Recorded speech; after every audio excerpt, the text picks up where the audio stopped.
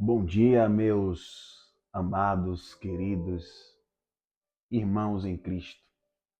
Família espiritual, povo abençoado, povo escolhido, predestinado, eleitos bem antes da fundação do mundo.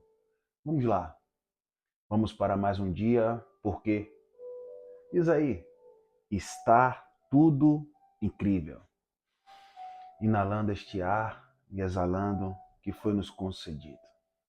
Pai, nós te agradecemos por cada vida, por cada passo, por cada dia vivido esta experiência humana. Aqui estamos para aprender e praticar mais um dia os teus ensinamentos.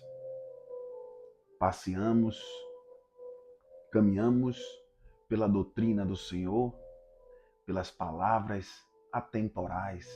Aprendemos da bússola da vida a caminhar, a seguir o cursor, não olhando para a direita nem para a esquerda, mas firme no autor e consumador da minha, da sua, das nossas vidas. Obrigado, Pai. Que o gesso, né, que a limitação da nossa natureza humana não nos deixe errar o alvo. Que os homens, imperceptivelmente, e outros, porque fazem assim, não venha engessar a tua igreja, a qual somos nós, e queremos aprender cada vez mais do Senhor. Viemos aqui refletir o filtro da graça de Deus, declarando que está tudo incrível, nos enche de sabedoria, nos enche de conhecimento, renunciando às nossas paixões mundanas e nos sujeitamos ao Pai dos nossos espíritos. O gesso da religião, o gesso do ser humano. Certa feita, Jesus disse assim: Eu não vim para os sãos, eu vim para os doentes. Essa afirmação é uma resposta dada por Jesus aos fariseus, aos escribas que estavam questionando ele ali sobre por que ele estava compartilhando refeições e tempo, né, com as pessoas consideradas como pecadoras e marginalizadas pela sociedade da época. Hoje não é diferente. Não é o próprio Jesus que está sentado, mas são os filhos dele. Somos nós que somos julgados. Quem é esse aí? De que igreja ele é? Ele já aceitou Jesus, ela já aceitou Jesus, porque existe uma barreira, não do Pai, porque o Pai não criou religião, para com o homem de que você só tem direito de ministrar ou de viver a sua vida pagando seus impostos, sendo uma pessoa reta e justa, buscando ser reta e justa, amando e vivendo o reino inabalável. Não, existe uma barreira, porque você ainda não é de Deus, né? Você vai ser de Deus, será de Deus quando aceitar levantar a mão. Não significa que eu viver nas minhas andanças, né? Pela minha consciência achar que o que eu vivo que não está em linha, né, com os desígnios do Pai, não significa que eu não sou de Deus. Bem, eleito, escolhido, bem antes da fundação do mundo. Ali está um filho do Pai. Porém, vive as paixões mundanas. Ainda não foi renovado mentalmente para entender que certas coisas não convêm e que ele vai tratar com você na sua consciência. Bom, mas não deixa de ser filho. Eu não estou pregando de forma, não estou ministrando, pregando de forma universal que todos são filhos de Deus. Não tenho o direito de julgar e todos não são filhos de Deus. Mas eu estou falando sobre os eleitos dele. Aqui estou para ministrar. A palavra adentra e o espírito ativado, ele entende. Olha aí, O Pai está falando comigo através da vida deste irmão. Então, quando ele diz que ele não veio para os sãos, ele veio para os doentes. E quando ele diz, ao dizer que ele veio para os doentes, Jesus enfatiza a sua compaixão e disposição em se envolver com aqueles que estão em necessidade espiritual. Nós temos a necessidade espiritual, a cura espiritual, na mente, quando a gente entende, quando Paulo prega lá em Romanos 10:9, se confessares com a tua boca e com o teu coração que Jesus Cristo é o único, confessar. O que é que está acontecendo ali? Ali está acontecendo um conflito pactual, né? Jesus já tinha ido à cruz, porém o templo de Salomão, o templo aonde eles iam, estavam de pé ainda, e seria derribado no ano 70. Então eles viviam um conflito ali. Paulo disse, confessares com tua boca, com o teu coração, que Jesus Cristo é o único Salvador, serás salvo. A salvação ali é esta cura espiritual que nós precisamos diariamente, que é na mente, meu amado. Não é engessar a mente e dizer assim, olha aí, esse aí trabalha no mundo e quer falar de Deus. Oh, e você está onde? Você está fora do mundo, é? Porque eu estou no mundo. E eu vou deixar de servir a Deus, de falar da palavra porque eu trabalho no mundo? Aonde tem isso? Você vai pegar versículo isolado e dizer que as paixões mundanas eu tenho que largar. Qual paixão mundana? É a paixão que nos traz vergonha, coisas ilícitas. São isso, não é o trabalho. Porque o próprio Deus disse em Gênesis 3,16, do suor do teu rosto comerás o teu pão. O engraçado é que eles dizem assim, você não pode se envolver com as coisas do mundo, e eles se envolvem. A plataforma o YouTube é uma coisa do mundo. As coisas, né, que eles gostam de vestir, de esbanjar, tem prêmios aí, né? Prêmio, se eu não me engano, é prêmio Multishow, prêmio de. Aí diz que não pode ouvir música secular, e eles estão lá no meio secular querendo um prêmio. Aí quando não consegue, critica. Não tem coerência, não fecha a conta. Tem um programa na rede nacional, que é a Globo, e aí tem um gospel lá, daqui a pouco a música está acontecendo, né? Entre vários gêneros, e aí tem um cantor gospel lá, o pessoal começa a criticar o pessoal do mundo secular, das músicas seculares, porque o gospel está ali, mas ele não está bem ali. E para que foi? Se envolvendo com as coisas do mundo? Foi fazer o que ali? Se você não se agrada, não vai, não, mas eu preciso aparecer. Oh, você precisa aparecer nas coisas do mundo? Você está vendo que não tem coerência, é coisa do mundo até aqui.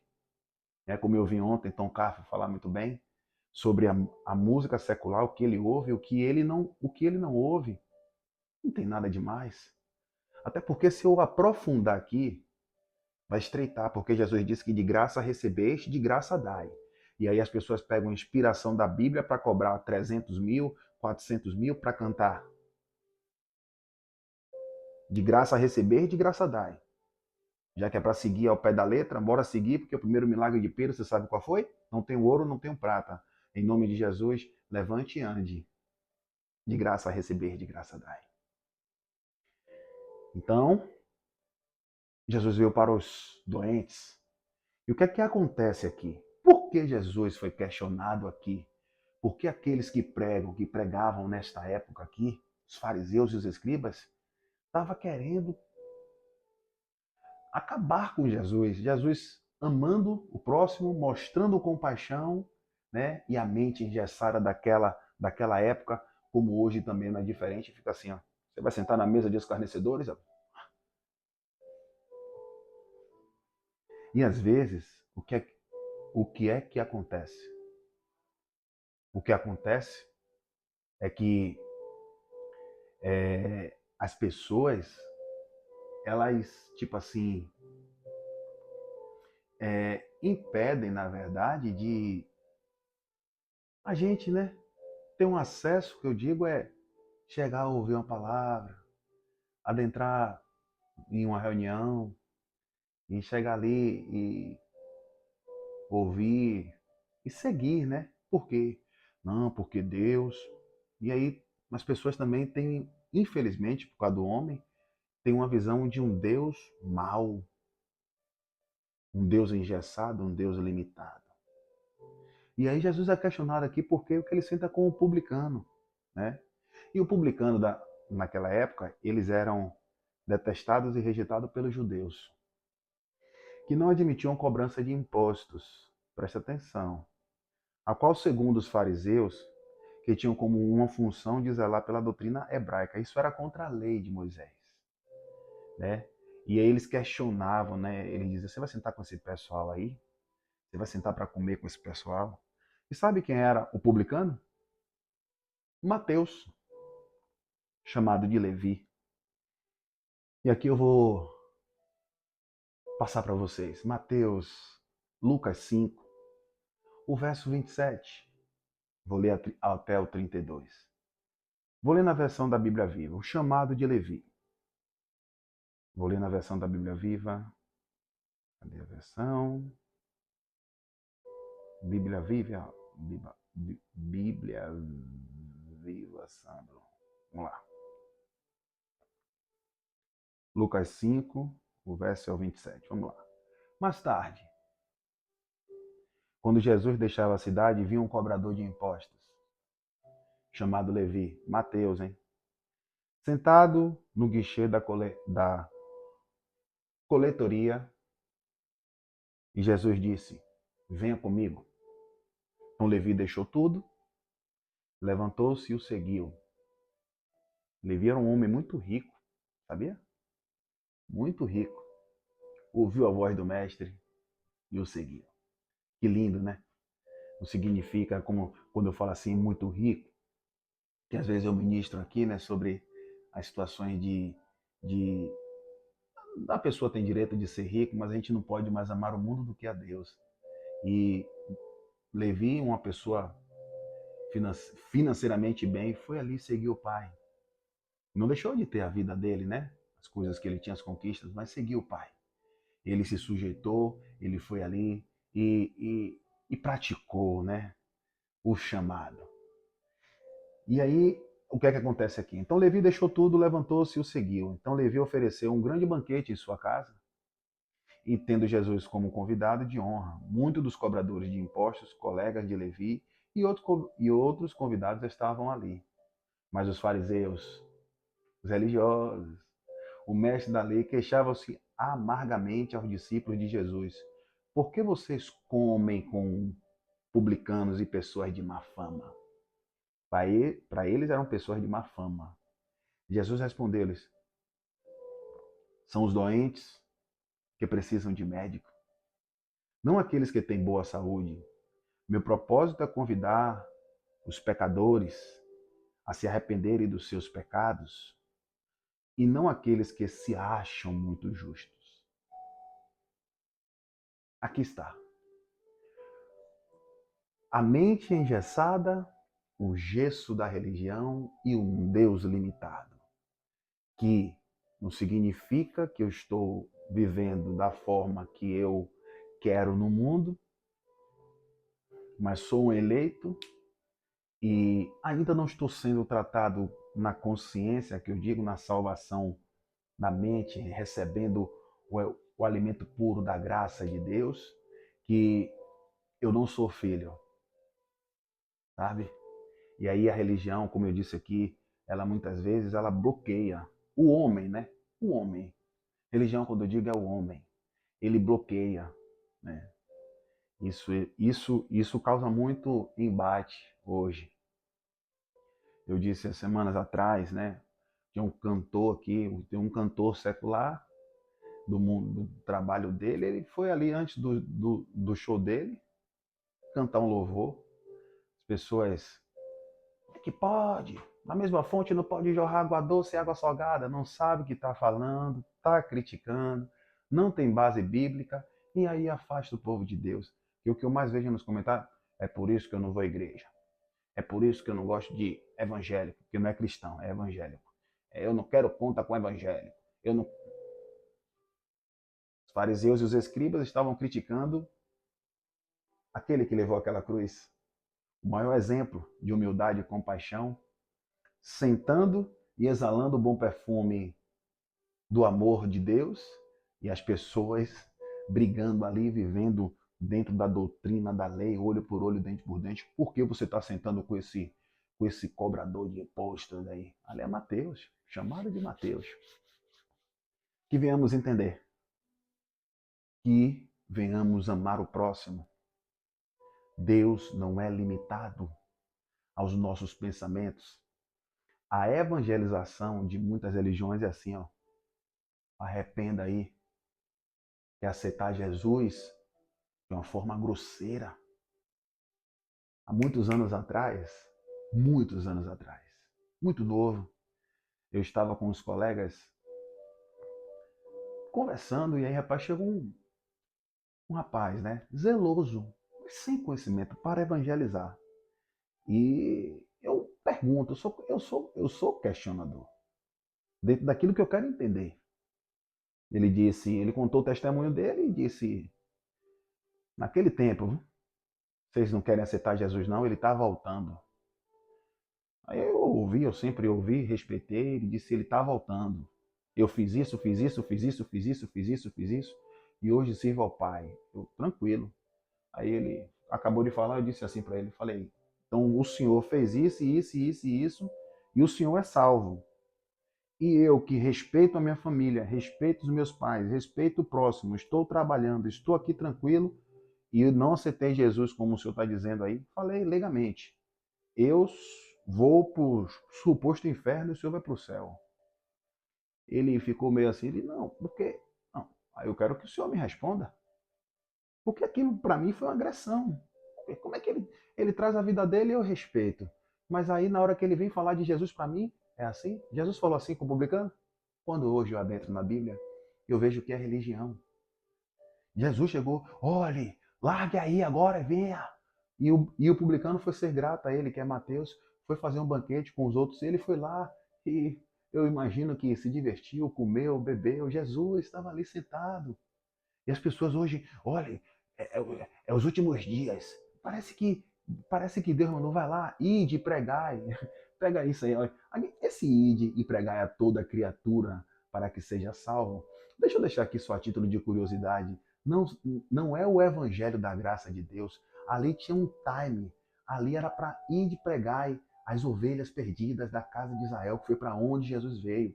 Arrepender ali, arrepender daquele primeiro propósito ali, daquele primeiro, possa-se dizer, o evangelho da circuncisão, o evangelho dos judeus, do mundo Aion, arrepender de tudo que estava acontecendo ali, porque Jesus veio cumprir a lei. Claro que nós aqui hoje, nós temos que arrepender, né, da vida que nós vivemos. Se você vive uma vida desenfreada, você tem que ter consciência daquilo que você está vivendo. Mas Romanos 8:1 vai dizer que não há nenhuma condenação para os que estão em Cristo Jesus.